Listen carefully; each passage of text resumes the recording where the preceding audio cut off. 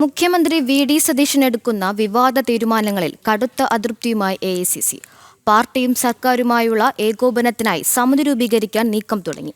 ഇതിനായി എ.ഐ.സി.സി. സംഘം ഉടൻ കേരളത്തിലെത്തും. ഇതിനിടെ വിവാദ വിഷയങ്ങളടക്കം ചർച്ച ചെയ്യാൻ യു.ഡി.എഫ് യോഗം വിളിക്കാത്തതിൽ ഘടകകക്ഷികൾ അമർഷത്തിലാണ്.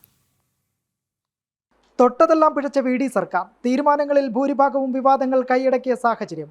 ലീഡർമാരുടെ നിയമനം മുതൽ വീര്യം കുറഞ്ഞ മദ്യത്തിന്റെ നികുതി കുറയ്ക്കൽ പിന്നിട്ട് പത്തനംതിട്ട വെച്ചുച്ചിറ പോളിടെക്നിക്കിലെ ലാബ് അസിസ്റ്റന്റിനെ SIT ഡയറക്ടർ തസ്തികയിലേക്ക് നിയമിച്ചുകൊണ്ടുള്ള വിസ്മയങ്ങളുടെ പട്ടികയിൽ എത്തി നിൽക്കുന്നു. ഈ സാഹചര്യത്തിലാണ് സർക്കാരിനെതിരെ അതൃപ്തി പരസ്യമാക്കി വിവാദ തീരുമാനങ്ങൾ പരിശോധിക്കാൻ ഹൈക്കമാൻഡ് നീക്കം. പാർട്ടിയും സർക്കാരും തമ്മിലുള്ള ഏകോപനമില്ലാത്തതിൽ കോൺഗ്രസിനുള്ളിൽ വിമർശനം ഉയർന്നിട്ടുണ്ട്.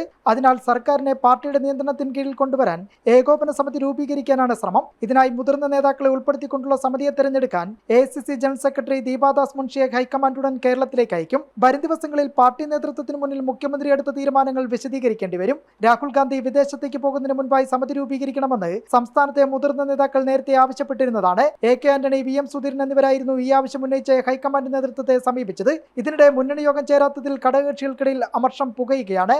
വിവാദ വിഷയങ്ങൾ ചർച്ച ചെയ്യാൻ ഘടകകക്ഷികൾക്ക് വേദിയില്ലാത്തതാണ് മുഖ്യ കാരണം. ജനം, തിരുവനന്തപുരം.